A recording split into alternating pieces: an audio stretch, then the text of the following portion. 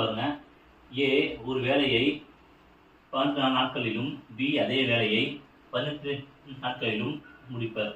அதாவது ஏ ஒரு வேலையை 12 டேஸில் முடிப்பாராமா, பி அதே வேலையை 18 நாள் முடிப்பாராமா. ஓகேங்களா?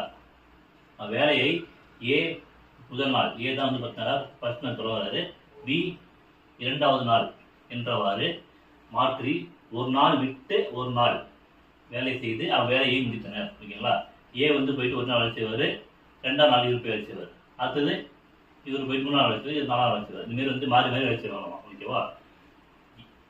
எனில் அவ்வேலையை முடிய எத்தனை நாட்கள் ஆகும்? இதேமாரி ஆல்டர்னேட் டேஸ்ல ஒவ்வொருத்தரா ஏ ஒரு நாள் பி ஒரு நாள், ஏ ஒரு நாள் பி ஒரு நாள் மாற்றி போனாக்கா எப்போ இந்த வேலை வந்து ஃபுல்லாகவே முடிக்கிறாங்க.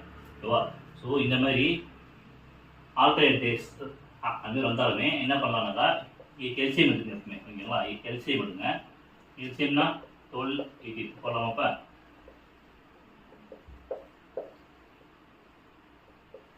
ஸோ இப்போ இது வந்து நம்ம வெளியே பண்ண என்ன வரும்? 36 வருமா? ஸோ மொத்தமான ஒர்க் பார்த்தீங்கன்னாக்கா, ஓகேங்களா, டோட்டல் ஒர்க்னு போட்டுக்கலாமா? டோட்டல் ஒர்க் வந்து பார்த்தீங்கன்னாக்கா 36 ஒர்க் ஆகுமா? ஸோ அதில் ஏ மட்டும் அந்த வேலையை செஞ்சாருனாக்கா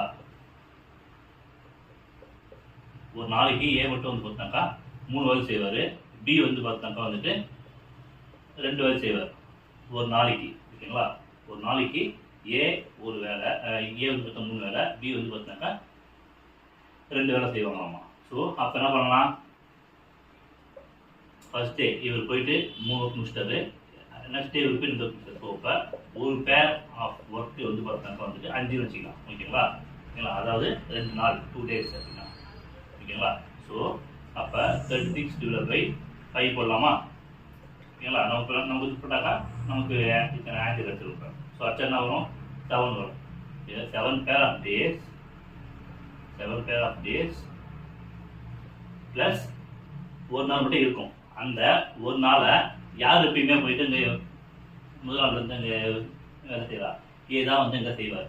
ஸோ அப்போ ஏ தான் கீழே போனாங்க. அப்போ என்னன்னாக்கா 14 டேஸ் ப்ளஸ் 1/3 டேஸ். அப்போ என்ன வரும்? 14 1/3 டேஸ். ஓகேங்களா? அதுதான் இந்த கொஸ்டினுக்கு ஆன்சர். இந்த கொஸ்டின் வந்து பார்த்தாங்க இந்தமாரி ஆல்டர்னேட் டேஸ் வந்தாலே எல்சிஎம் மெத்தட் ஞாபகம் வச்சுக்கேன். ஓகேவா? ஆல்டர்னேட் டேஸ் சம் வந்தாலே நீங்கள் கண்ணமுன் பண்ணாக்கா எல்சிஎம் எடுத்துருந்தீங்க, எல்சிஎம் எடுத்துட்டு ஒர்க்காக மாற்றிருங்க அதை. ஓகேவா? ஸோ இதான் ஈஸியான மெத்தட். தேங்க்யூ.